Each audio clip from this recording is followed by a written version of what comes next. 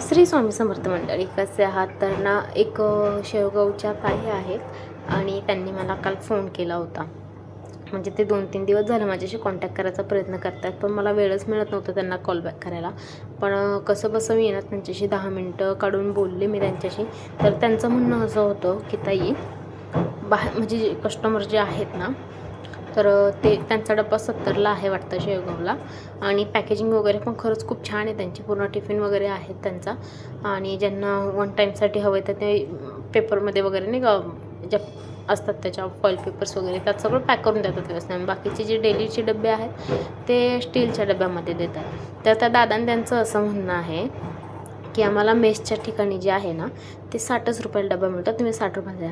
कसं असतं माहिती आहे का, जिथं तुम्ही मेसच्या ठिकाणी जेवायला जाता ना, जिथे खानावळ वगैरे आहे तिथे ना सोबतच एकदम जेवण बनवून ठेवलेलं असतं.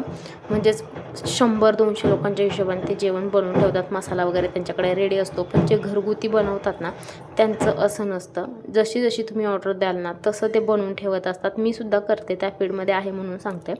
तर त्यांना कसं प्रत्येक गोष्टीला गॅस त्यांना वापरावा लागतो, प्रत्येक गोष्ट वेगळी असते, मेहनत प्रत्येकाची वेगळी असते. त्यांना कसं एक सोबतच बनवून ठेवलं की त्यांचं काय, त्यांना प्लेटेत टाकून द्यायचं आहे. आणि प्लस तुम्हाला होम डिलेवरीसुद्धा याच्यामध्ये द्यायची म्हणलं, तुम्हाला असं वाटलंच, स्वतःलाच वाटलं पाहिजे की होम डिलेवरी वगैरे सगळं नाही का घरी आणून मिळणार आहे.